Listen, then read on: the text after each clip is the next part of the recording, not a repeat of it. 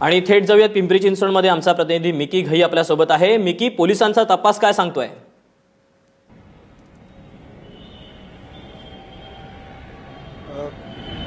पहिले तर दत्ता फुगे याची काल रात्री हत्या करण्यात आली। दत्ता फुगे हा गोल्डन मॅन म्हणून ओळखला जायचा। जवळपास त्याच्याकडे 1 कोटी रुपयाचा शर्ट होता। त्यामुळे तो पिंपरी चिंचवडच मध्ये नव्हे तर पूर्ण देशभरामध्ये त्याची चर्चा होती। गेल्या काही वर्षांमध्ये त्यांनी त्याची वक्रतुंड म्हणून एक चिटफंड कंपनी सुरू केली होती। त्यामुळे अनेक लोकांनी या कंपनीमध्ये त्यांचे पैसे फसवलेले होते। काही लोकांना त्यांचे पैसे परत हवे होते, ते पैसे परत करत नव्हता। त्यामुळे अनेक पिंपरी चिंचवड पोलीस स्टेशनमध्ये त्याच्यावर अनेक गुन्हे देखील दाखल केलेले होते।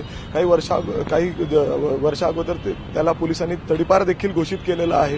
पोलिसांना तो सापडत नव्हता। त्यातच काल रात्री तो त्याच्या एका मित्राच्या वाढदिवसासाठी दिघी भारत माता नगर या ठिकाणी तो वाढदिवसानिमित्त गेलेला होता आणि त्या ठिकाणाहून तो परत जात असताना त्या ठिकाणी काही लोकांनी त्याला गाठलं, त्याची गाडी अडवली आणि त्या ठिकाणी त्याला गाडीमधून बाहेर काढलं।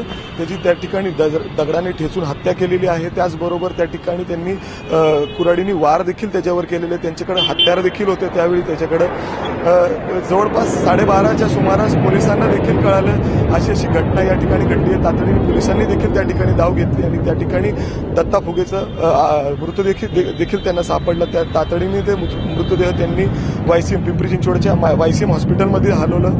त्यानंतर पोलिसांनी पुढच्या तपासाला सुरुवात केली। यामध्ये पोलिसांनी जवळपास 4 ते 5 लोकांना ताब्यात घेतलेलं आहे। ज्यांच्यावर संशय आहे त्यांना ताब्यात घेण्यात आलेलं आहे। पुढची तपास पोलीस करत आहेत। त्याचबरोबर दत्ता फुगे याची पत्नी सीमा फुगे ही राष्ट्रवादीची माजी नगरसेविका आहे पिंपरी चिंचवडची।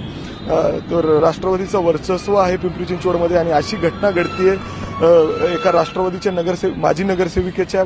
मिकी, यासोबतच तुला थोडंसं थांबवतोय। यासोबतच मला तुला असं विचारायचंय की त्याच्यात 7 ते 8 साथीदारांनी हत्या केल्याचा संशय आहे।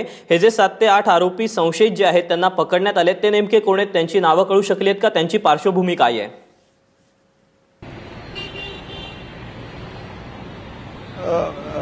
अद्यापी या 4 लोकांना पोलिसांनी ताब्यात घेतलेलं आहे।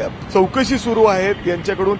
यांनी हत्या केली आहे की नाही अजून देखील स्पष्ट झालेलं नाहीये। 4 लोक आहेत। पोलीस अजून नावं स्पष्ट करायला तयार नाही आहेत। आणखीन काही लोक आहेत, कारण जेव्हा ही सगळी हत्या झाली, दगडाने ठेचून हत्या केली काल रात्री, त्यावेळी 10 ते 12 लोक त्या गाडीमध्ये होते। त्यांनी हे सगळं मिळून हत्या केलेली आहे।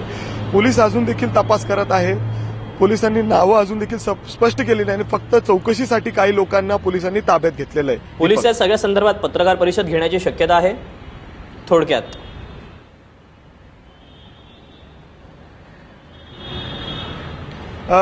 पोलीस आता चौकशी करतायत। काय आम्ही आता पोलीस स्टेशनच्या बाहेरच पोहोचतोय। त्यानंतर त्यांच्याकडून विचारपूस करूयात। नक्कीच ते या संदर्भात पत्रकार परिषद घेतील।